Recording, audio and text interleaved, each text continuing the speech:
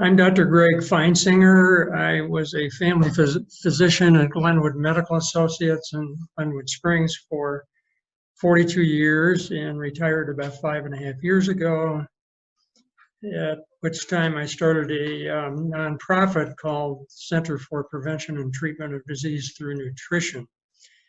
So in 2003, I started a heart attack, stroke, and diabetes prevention center at Glenwood Medical. Because I found out that essentially all heart attacks are preventable. But unfortunately, it doesn't happen for several reasons, the main one of which is that this huge industry has been built up with hospital, cath labs, and cardiologists, and cardiac surgeons, and so forth, and the stent industry. It looks at heart disease as a plumbing problem with blockages that need to be fixed rather than the way we should look at heart disease, which is a medical disease, which is preventable and treatable and even reversible primarily with lifestyle changes and also to some extent with medications.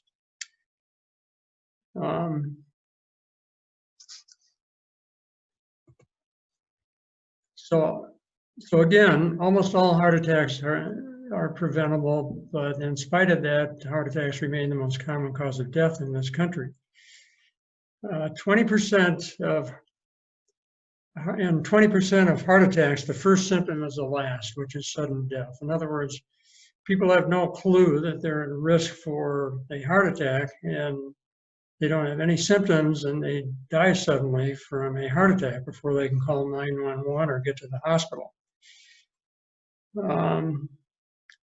So part of this is the reason that heart attacks aren't preventable is follow the money, as I mentioned, but also we have a medical system in this country that's based on disease management rather than disease prevention. So here's the problem in one picture. So everybody's lined up at the window for pills with side effects. Well, pills can always have side effects, and surgery can always have side effects, including death. And nobody is lined up for the lifestyle change where you actually have to do something yourself. So when it comes to our health, what do most of us want? I think we want to live to a ripe old age, and we want to enjoy a good quality of life with our mobility in mind and our vision intact. And ideally, we'd like to be healthy up until a few hours or at the most a few days before we die, rather than the slow downhill course so many Americans experience starting in their 50s and 60s, with more and more pills, more and more procedures, more and more hospital visits, and poor quality of life. So what do we die from? So again, number one is cardiovascular disease, which means heart attacks and strokes. And heart attacks and strokes are caused by atherosclerosis, which is the same thing as hardening the arteries. Number two is cancer. Number three is medical errors and complications from our medical system. Just for example, at least 100,000 people die every year from side effects from prescription medications. What are the common causes of disability / poor quality of life? Because it certainly isn't all about how long you live, it's about the quality of life that you experience as you age. So number one is stroke. So if you go to most nursing homes, at least half the people there have had a stroke, and they can't speak and or they're paralyzed on one side. It's poor quality of life. Number two is diabetes, which is becoming more and more prevalent in this country and worldwide now as we export the SAD, Standard American Diet, and as people become more and more overweight. So if you have diabetes for very many years, you end up with some complications such as eye problems that can cause blindness, cardiovascular disease, meaning heart attacks and strokes, kidney problems, which can lead to dialysis, and nerve problems in the legs, which can lead to chronic pain in the legs, and or numbness, and can lead to amputations. Number 3 is Alzheimer's and other forms of dementia. Number 4, mobility problems, often related to obesity. Number 5, vision loss from macular degeneration, which is the most common cause of blindness in older folks, and also another important cause of vision loss is diabetic retinopathy. So heart attacks and strokes, what is the cause? Because we need to treat the cause. So once again, the cause is hardening the arteries, atherosclerosis. There are people in the world who are on a plant-based diet all their lives, such as in the blue zones, for example, and they never develop hardening the arteries as they age, like we do in countries on a Western diet, and therefore they are heart attack and stroke proof. Hardening the arteries, in addition to heart attacks and strokes, can cause peripheral vascular disease, which affects the arteries in the legs, which can lead to amputations, chronic kidney disease, erectile dysfunction, and dementia. The earliest changes of heart of the arteries actually occurs in young children. So what we feed our kids matters. So you need to know about the endothelium. The endothelium is an organ system that lines our arteries. Depending on what we eat and whether or not we get exercise, the endothelium produces nitric oxide, not nitrous oxide, but nitric oxide, which causes arteries to dilate, which enhances blood flow to organs and other tissues. Nitric oxide also keeps the arteries healthy and free of plaque, which is hardening the arteries. Now, if arteries get stressed by bad genes, for example, like if everybody in your family died of a heart attack in their 50s, that sort of thing, bad habits like smoking or lack of exercise, or conditions like high blood pressure, diabetes, or high cholesterol, the endothelium first thickens and then eventually it forms plaque, which is hardening the arteries. So what causes atherosclerosis?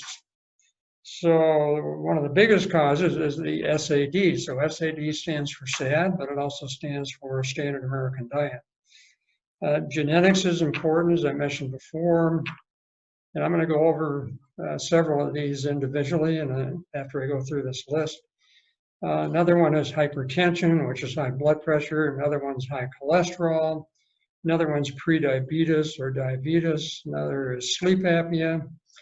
Any kind of stress, including depression, anxiety, relationship stress, job stress, poor sleep, can contribute to atherosclerosis, sedentary lifestyle, inflammation, and smoking. So let's talk about inflammation a little bit. So people with inflammatory diseases are at 7 times the risk for a cardiovascular event, meaning a heart attack or stroke, compared to somebody who doesn't have an inflammatory disease. For most of us, inflammation comes from dental issues, however. So good dental hygiene is really important, which means brushing after meals, flossing at night, and using a water pick at night. And it's very important to see a dentist right away if you have gum disease, such as bleeding from your gums and or tooth problems. Don't blow it off. See a dentist right away.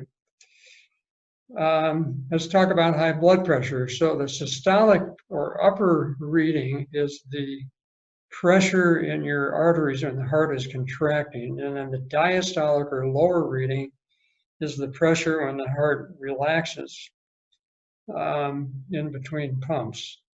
The goal for blood pressure should be less than 120/80. Anything higher than that is not normal and long-term can contribute to cardiovascular disease. Now, the only exception to this is in a very frail older person, like in their 90s. Sometimes they do a little better with a slightly higher blood pressure, because if it's too low, they tend to pass out when they get up suddenly. Um, plant-based nutrition, weight loss, salt avoidance prevents all these things prevent and treats hypertension. Let's talk about cholesterol a little bit. So there are cholesterol skeptics out there because half of people who have heart attacks have normal cholesterol based on what we call normal. But as I'll mention in a minute, what we're calling normal is not really normal. But there's no question that high total cholesterol and high LDL, so think of L as lousy, so LDL is your bad cholesterol. High total cholesterol and high LDL clearly cause heart of the arteries, no question. So what we ought to be calling normal is not what the guidelines say in this country, which is, for example, to have your total cholesterol less than 200, your LDL less than 100, and your HDL greater than 50 if you're a premenopausal woman, or greater than 40 if you're a postmenopausal woman or a man, and triglycerides less than 150. So those are the guidelines in this country. However, it's true that half of people who have heart attacks and strokes meet those guidelines. So what we should be calling normal is what people have, like in the blue zones, where they, like Okinawa and the Seventh-day Adventists in Los Angeles, and there are a couple of other places in the world where people are on a plant-based diet all their lives and they never get heart of the arteries, and then they're heart attack and stroke proof. So they have total cholesterol less than 150. That's what we ought to be calling normal. And LDL, they have LDLs in the 30s and 40s. So think of LDL as garbage in your arteries. So if you have too much garbage in your arteries, you're going to have a problem with your arteries. Think of HDL, so think of H as healthy. So hey, HDL is your good cholesterol. Think of HDL as garbage trucks. So you're also going to have a problem with your arteries if you don't have enough garbage trucks. You know, the guidelines in this country that we have for HDL are valid. Yeah, and triglycerides, however, instead of just being less than 150, ideally should be less than 70. So another problem is that providers often don't check for something called Lp(a), which is a particularly harmful kind of bad cholesterol. And it tends to be genetically caused, tends to run in families with a lot of early heart disease, high Lp(a). And so that needs to be checked for, and it's the only thing you can really do for that to improve it is to go on a total plant-based diet. And niacin seems to help a little bit as well.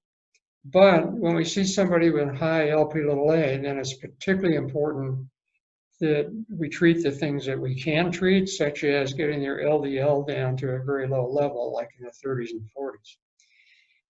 Another thing is that the size of LDL particles makes a difference. So you want big ping pong ball like LDL particles, and you don't want small, dense little BBs.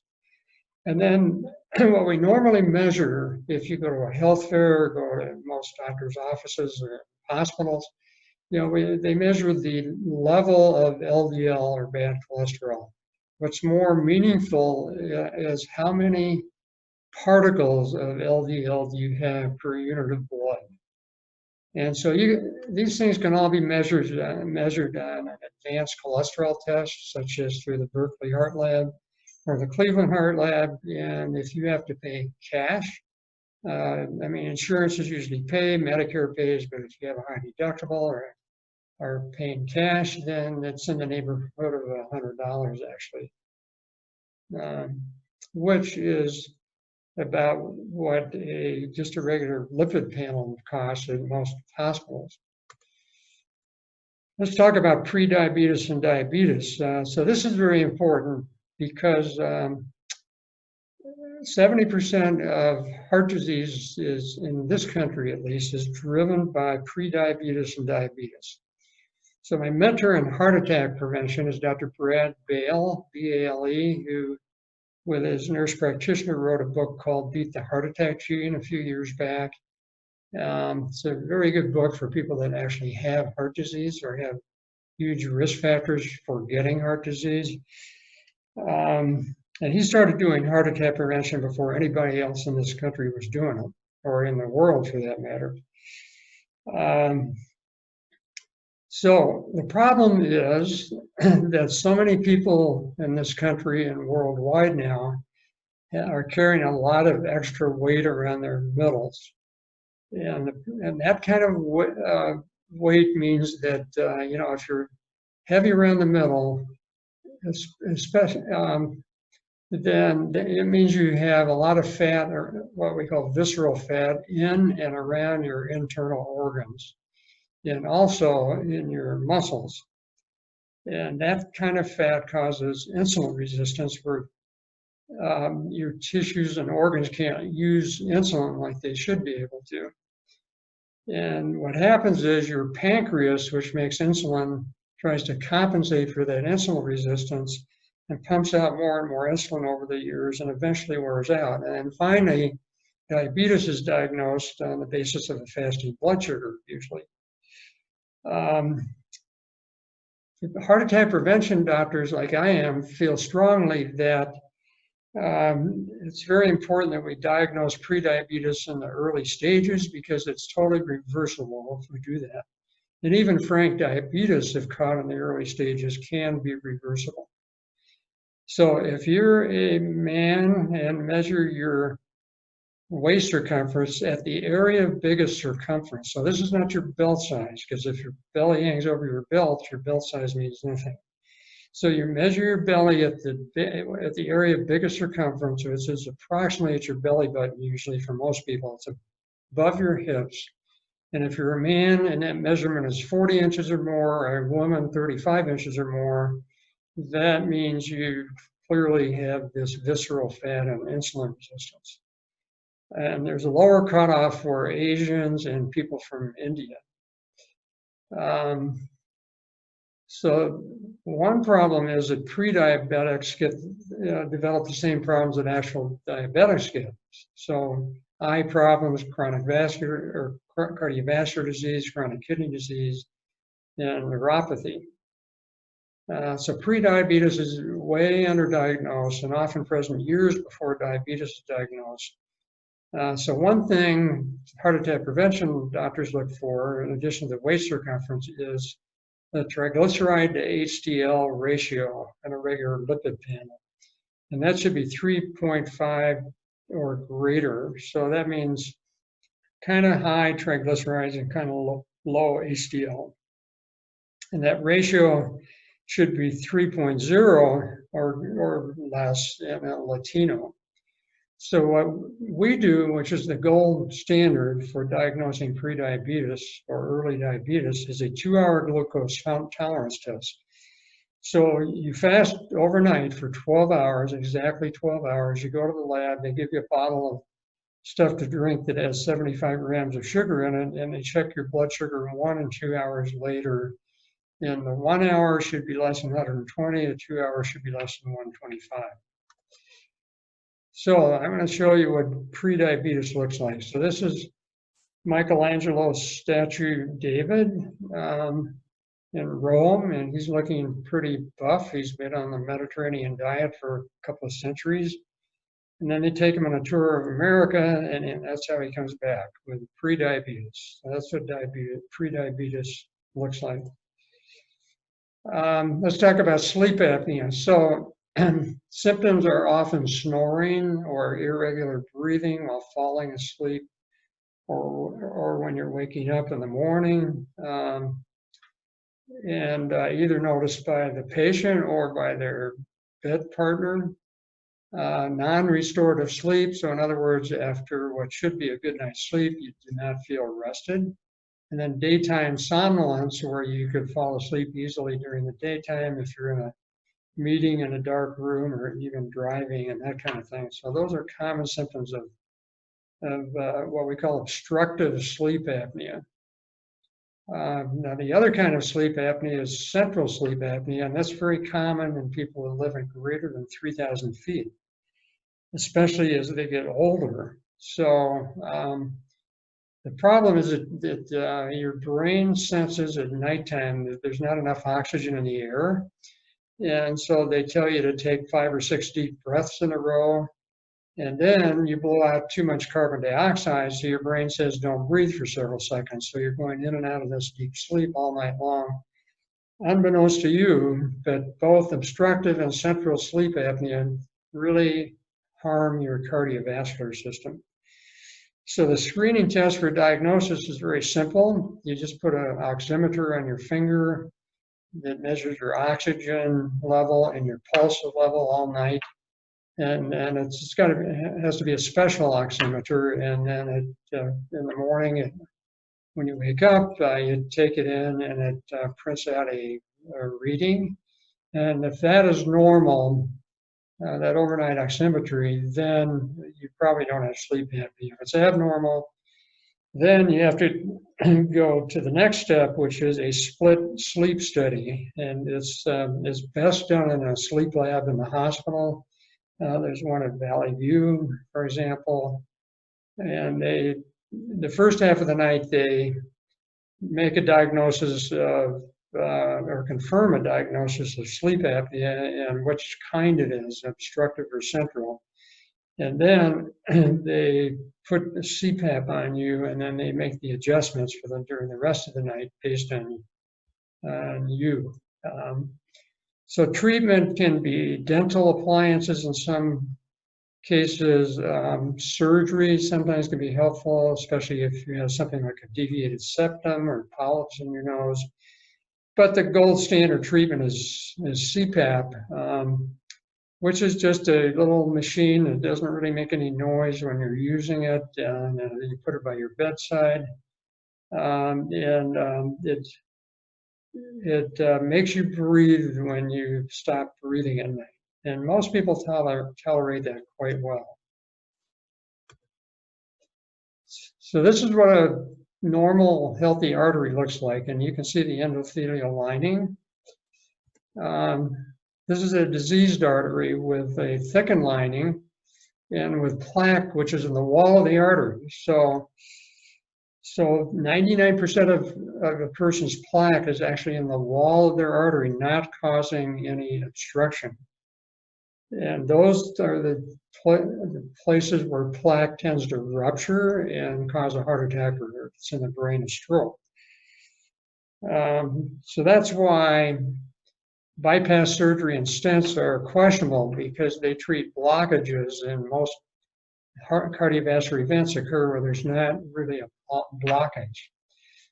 Now, there is one exception to that, and that is if you're actually having a heart attack, an interventional cardiologist can put a stent in the clot that forms when the plaque ruptures and blocks the 100% of the blood flow in that artery.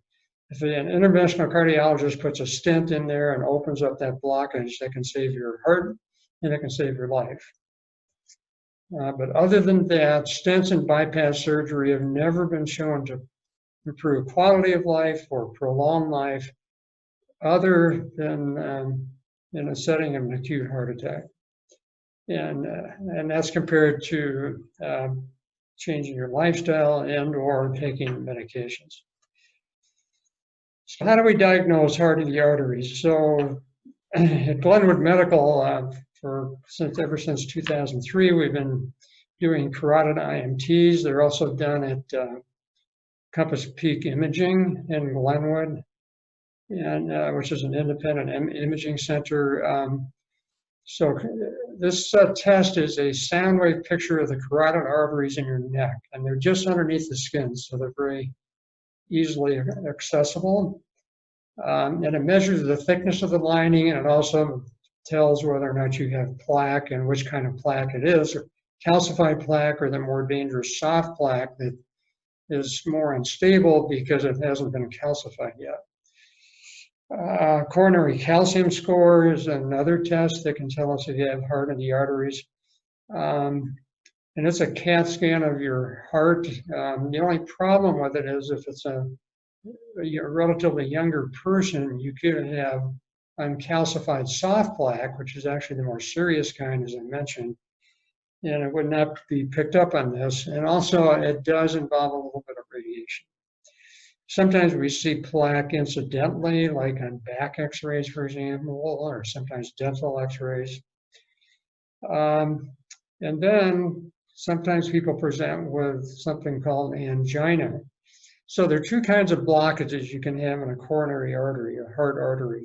So by far the most common kind is the one I mentioned before, where plaque ruptures and a blood clot forms, totally blocking off the blood flow. But there's another more rare type where you have a gradually developing, say, 90% blockage of an artery in your heart, which doesn't bother you unless you exert yourself. And then, if you walk 30 feet or something, you have to stop and rest because you get chest pain. That's what we call angina.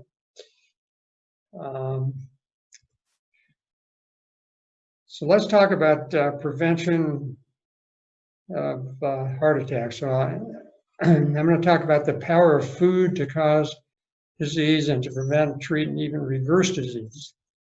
So I like this saying by Ann Wigmore: the food you eat can either be the safest and most powerful form of medicine or the slowest form of poison. So that means if you're eating the SAD, Standard American Diet, you're basically slowly poisoning yourself because you're going to end up with one of these chronic diseases that so many Americans suffer from and die from. So what does science tell us is the healthiest diet? After reviewing all the literature, the NIH concluded that doctors should consider a plant-based diet for all their patients. When you're looking for a doctor, don't choose an overweight doctor, because doctors only tell their patients to do what they do themselves. So this doctor is saying, are you eating properly and getting plenty of exercise? But obviously he hasn't been doing either, so you're not going to get good lifestyle advice from this doctor. So let's talk about a plant-based diet. So I knew nothing about nutrition, and I didn't learn about it in medical school. I didn't learn anything about it until about 10 years ago when a nurse practitioner suggested that I read a book called The China Study, and my wife and I both read it, and totally convinced us to go on a plant-based, whole foods, meaning unprocessed food diet with no salt, sugar, or added oil. So let's talk about what this diet is, and then second, I will go over what you should avoid. So you want to focus on at least half of what you eat being a variety of vegetables. And particularly green leafy vegetables and intensely flavored vegetables such as herbs and spices, and or intensely colored vegetables. So intensely colored vegetables would be greens and red cabbage and red onions and carrots and tomatoes and peppers and sweet potatoes and so forth. Some of the vegetables you eat every day should be cruciferous vegetables, which are cabbage, kale, cauliflower, broccoli, arugula, bok choy, Brussels sprouts, radishes, and a couple others. You want to eat fruit every day, and the intense color thing applies to fruits as well as vegetables. So berries are the best. So bananas are, not that they're unhealthy for you, but they're a white fruit, so the yellow peel doesn't count, but the actual banana itself is white, so it's not going to have as many nutrients as, say, berries, strawberries, blueberries, raspberries, blackberries, and so forth. Or mangoes would be another example. You want to eat whole grains. So when you go to the grocery store, you cannot tell from bread wrappers or cereal boxes or any other kind of wrappers what really is healthy and has whole grains. So whole grains, that means unprocessed grains. So you have to go to the food label and look at the number for total carbs, and right under that is the number for fiber. So don't pay any attention to the percentages. That doesn't mean much. It's just confusing, but you want to look at the number for total carbs and fiber. So, for example, with Dave's Killer Bread, that comes in the green wrapper because he makes a couple of different kinds. You look at the number for, well, first of all, you see what the serving size is. So with bread, it's going to be 1 slice. The number for total carbs is 22, and the number for fiber right under that is 5. So that means in 1 slice of bread, there's 22 grams of carbohydrates total, and 5 of those grams, of those 22 grams, are fiber. So you want the ratio of total carbs to fiber to be 5 to 1 or less, like 4 to 1, it'd even be better than 5 to 1. So the easiest way to figure this out is to multiply the fiber number by 5. So in this case, that would be 25.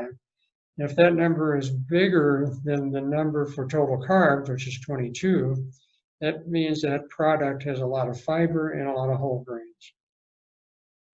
You want to eat, well, and then also regarding whole grains, stay away from white rice. The healthiest rice is going to be black rice. So the intense color thing applies even to grains. And so black rice is best, red rice is second best, brown rice is a close third. And just stay away from white rice, which has been refined and therefore lost most of its nutrients. So you can use that 5 to 1 ratio for anything that's made out of grains. So bread, tortillas, and pasta, for example. You want to eat legumes every day. So beans, lentils, chickpeas, and split peas are legumes. So every day you should be eating some. You want to be eating a handful of nuts every day. So, and only a handful. If you eat more than that, you're just getting calories with no additional benefit. So all nuts have good and bad fats, and walnuts have the best ratio of good to bad. So you can find walnuts in bulk at Costco and at Vitamin Cottage. I think at Vitamin Cottage and for sure at Whole Foods. Then you want to eat seeds every day.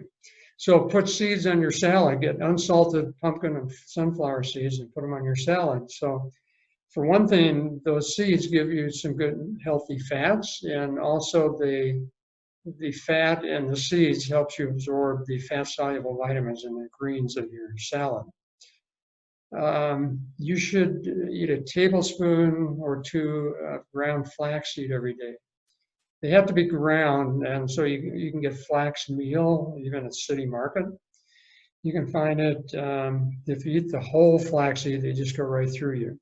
But you could also grind your own in a coffee grinder if you want.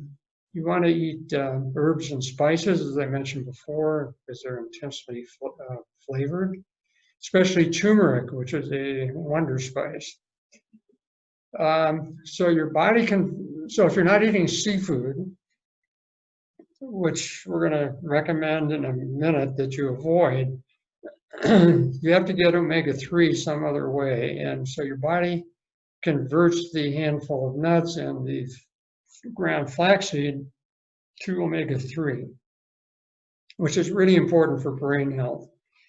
So it's important enough that some experts think that we should also be taking a algae-derived vegan omega-3 supplement about between 250 and 500 milligrams a day. And you can find this at City Market, among other places. And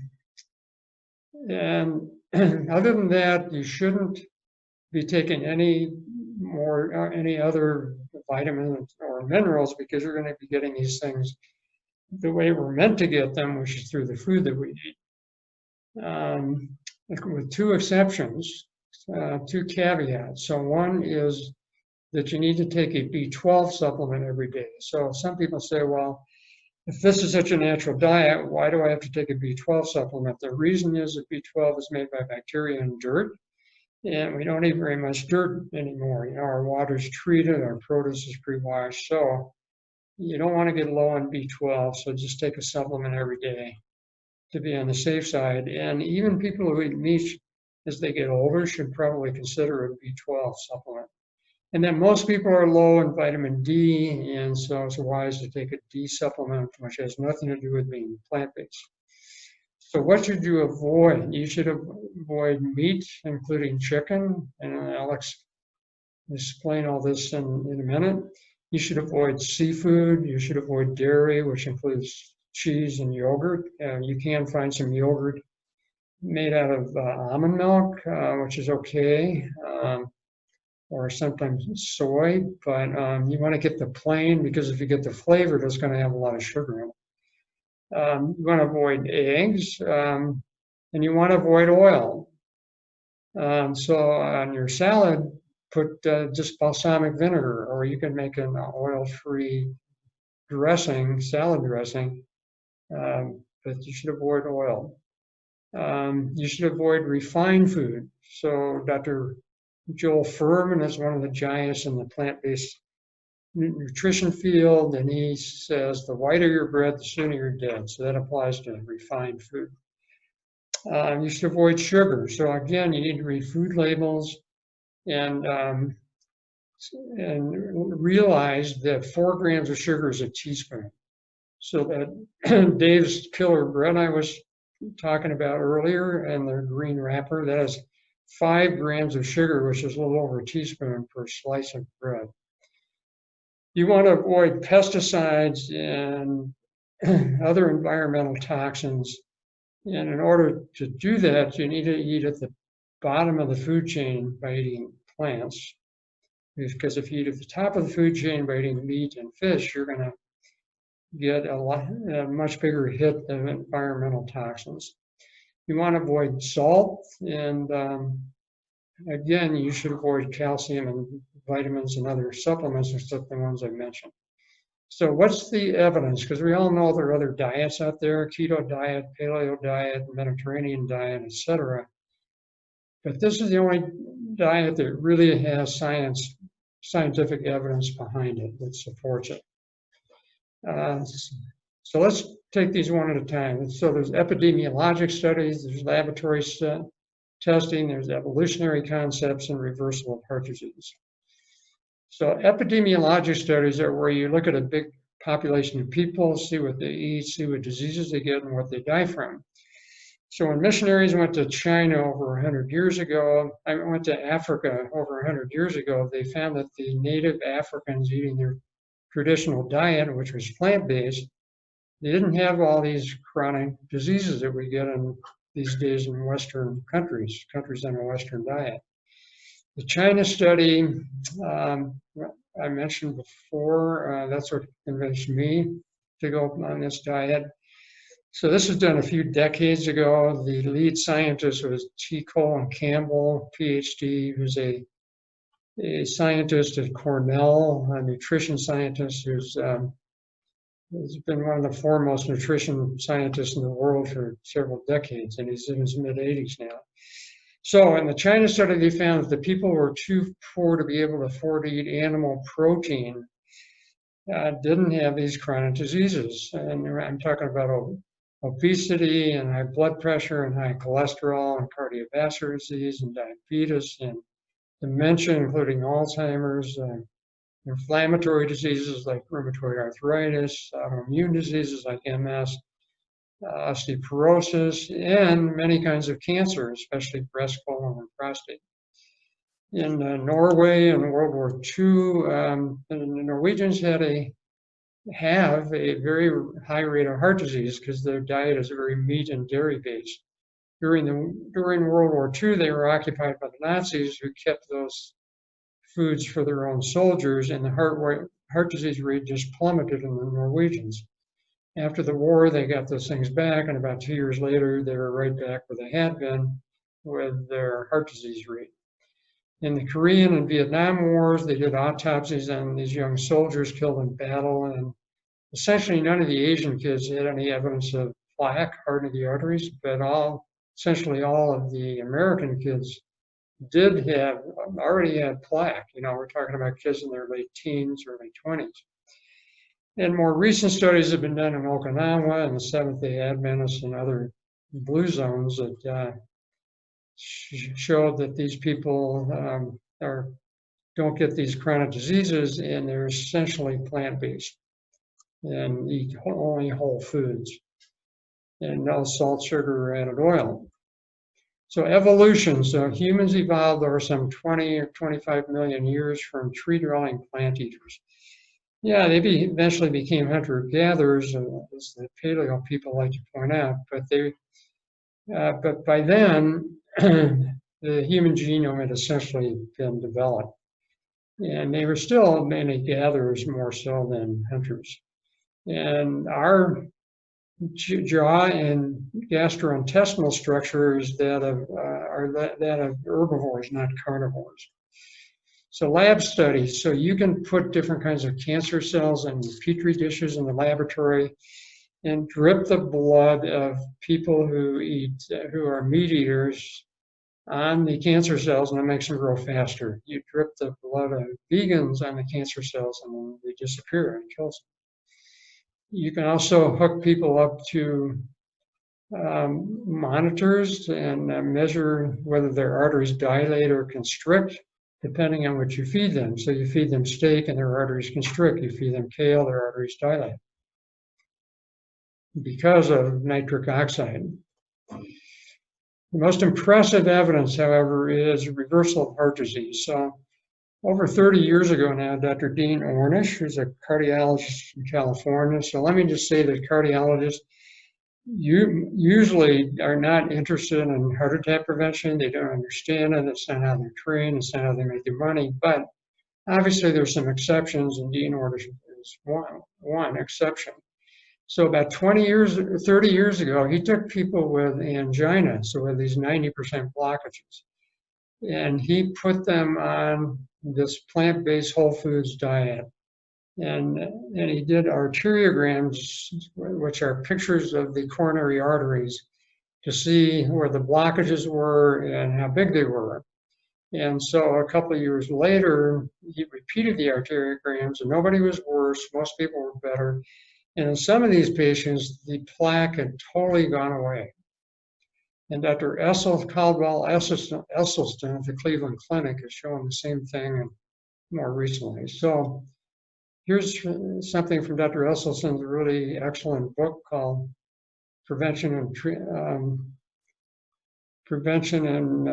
Treatment of Heart Disease. And so on the left-hand side, you see the lower, almost half of that coronary artery, which is the main coronary artery in the heart, is pretty narrowed in many places. And then on the right, it's the same patient, same artery, 3 years later after just going on this diet. So let's compare animal-based diets to plant-based diets side to side. So first of all, there's the issue of macronutrients. So macronutrients are big. Macro means big. So big nutrients that are visible. And there are three of them. There's protein, fat, and carbohydrate. So both plants and animals have the same macronutrients. And people, if you tell people that you're plant-based, they often say, well, where do you get your protein? And so I tell them, well, the same place that gorillas and elephants and giraffes get their protein. They're big, strong animals that are totally plant-based. So point is, you get plenty of macronutrients, including protein, on an animal-based diet. And if you still have any questions about this, watch a documentary called The Game Changer on Netflix, and it's about elite athletes who have gone plant-based because it enhances their performance.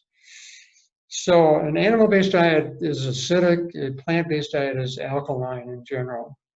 Inflammation plays a big role in many diseases. An animal-based diet causes inflammation. Plant-based diet is anti-inflammatory. When you eat, you want to get lots of nutrients per calorie.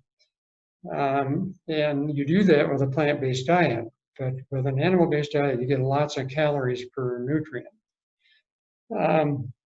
Micronutrients are small nutrients like antioxidants that are not visible to the naked eye in general, and plants are loaded with these, especially the intensely flavored and colored ones.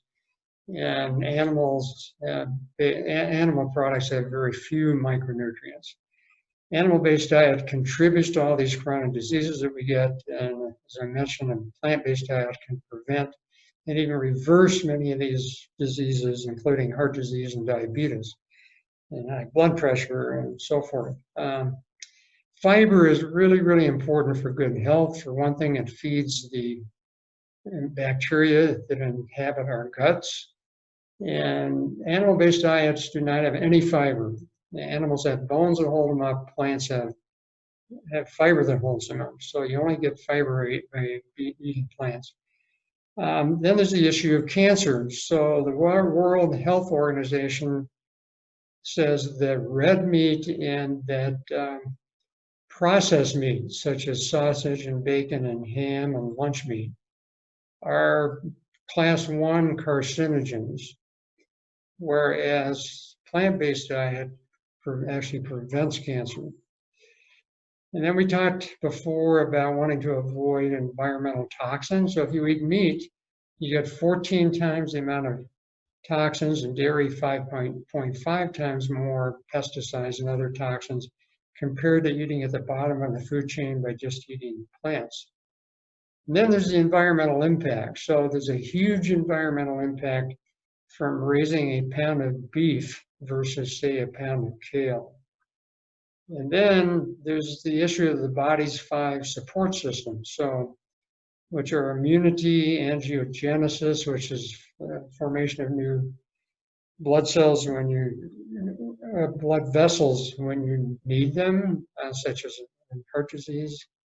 The gut microbiome is the 3rd support system, stem cell regeneration, and DNA protection. So an animal-based diet harms all of these 5 defense mechanisms, whereas a plant-based diet helps support these 5 defenses. And as I am giving this presentation, and we're in the midst of the COVID-19 pandemic, and we're probably going to have more of these with time. We're sort of living in the era of emerging infectious diseases.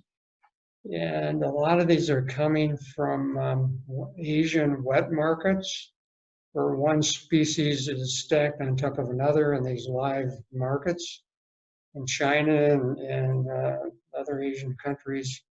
And also from factory farming in the United States and China, where there's 1 million chickens living beak to beak in these little cages. So it's just one more reason to start eating plant-based food instead of animal-based. So regarding cancer in meat, these are cows being led to slaughter and one cow saying to the other, "My only consolation is that by eating us, they're killing themselves." So we know what we should be eating. Why don't we change? Well, blame it on the dopamine. So dopamine is a brain transmitter made in the pleasure center of the brain. And it's a neurotransmitter.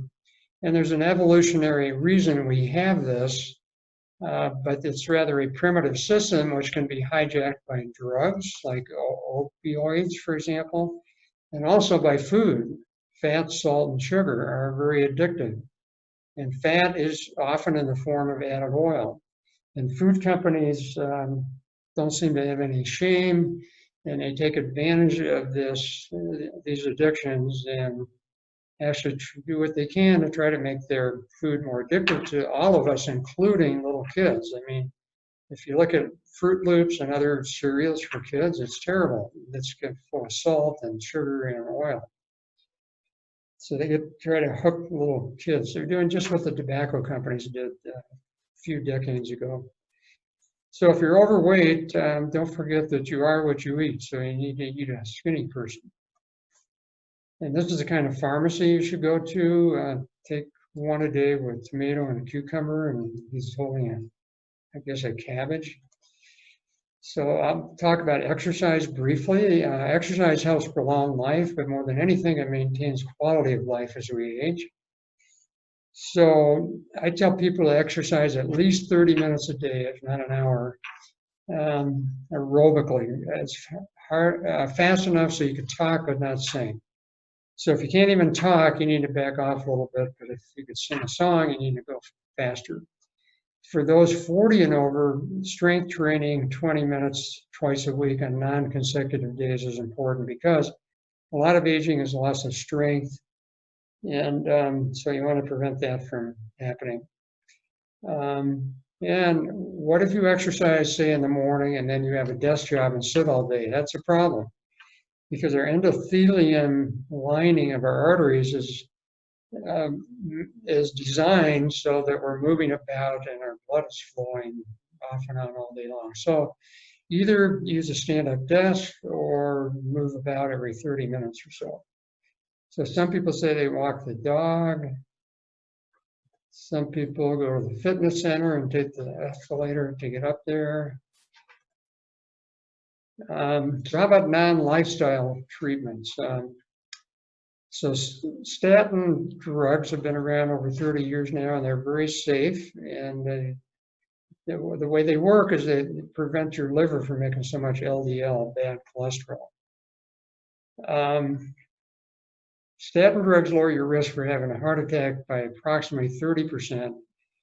And the diet I'm telling you about lowers your risk at least by 90%, and most studies show 98%. So lifestyle is 3 times more effective than diet, but if you just can't get your LDL down where it needs to be, your bad cholesterol, then continue the lifestyle because that's very, very important. But you might also need to take a statin drug. There are pros and cons about taking aspirin if you don't have any sign of plaque. There's no reason to take an aspirin every day because it does increase your risk of a hemorrhagic stroke and it's bleeding from your stomach. Zetia is a drug that prevents absorption of cholesterol. It's not a statin drug. It doesn't have all the data that statin drugs have because it hasn't, for one thing, it hasn't been around as long. And then niacin's another drug if you just can't take statin drugs because of side effects like muscle aching. But muscle aching certainly can happen, but often you can get around that by taking vitamin D and making sure your thyroid's okay, and also taking CoQ10 and trying a different statin drug. So why don't doctors tell you about this? Well, I mean, remember I started out by saying that doctors only tell their patients to do what they do themselves, and doctors do not get healthy eating yet. Took them a long time to get that smoking was bad, and you very seldom see doctors smoke these days. But so far, most of them don't get healthy eating. So unhealthy eating is kind of the new tobacco. So what others have said, so Sophia Loren said a long time ago, the reason Americans are overweight is that they don't enjoy their food enough. So it's important to eat mindfully, especially if you're eating this healthy diet I'm telling you about. I mean, Americans tend to like slam down a smoothie on their way out the door in the morning, and instead of actually eating breakfast and chewing your food, which is a better way of getting your nutrients. And they take 10 minutes for a lunch break, and then they read the paper or watch TV when they are eating dinner. So eat mindfully. Dr. Esselstyn says moderation kills. So he's talking about the Mediterranean diet, which is being touted as this healthy diet, and indeed it's much healthier than, say, the SAD, Standard American Diet, but people are still dying from heart attacks and strokes on the Mediterranean diet, and they're not on a total plant-based diet. So Kim Williams was the past president of the American College of Cardiology. And several years ago, he and his family studied all the different diets out there, and they decided to go plant-based. And people asked him why, and he said, you know, I don't mind dying so much, but I don't want it to be my fault. And then some people say, well, you know, everybody in my family died in their 50s of a heart attack. It's going to happen to me, so I'm not going to worry about it. Well, we have a saying in medicine that genetics loads a gun, but environment pulls the trigger. So you might be born with a loaded genetic gun, but you changed what you eat and you exercise regularly, that trigger's not going to get pulled. So a couple of tips. After 10 to 14 days, you lose your addiction to salt, sugar, and fat. And then you lose your taste for those things you shouldn't be eating, and it becomes much easier. After 28 days, you're going to be so happy with your blood pressure, your blood sugar, your cholesterol, and your weight being better. And not only that, you'll feel better because, as I mentioned before, this is an anti-inflammatory diet, so a lot of your aches and pains will go away. And because of all these positive things, you're going to want to continue this diet. Instead of toxic hunger caused by food addictions and swings in insulin levels, you'll experience real hunger based on need for calories.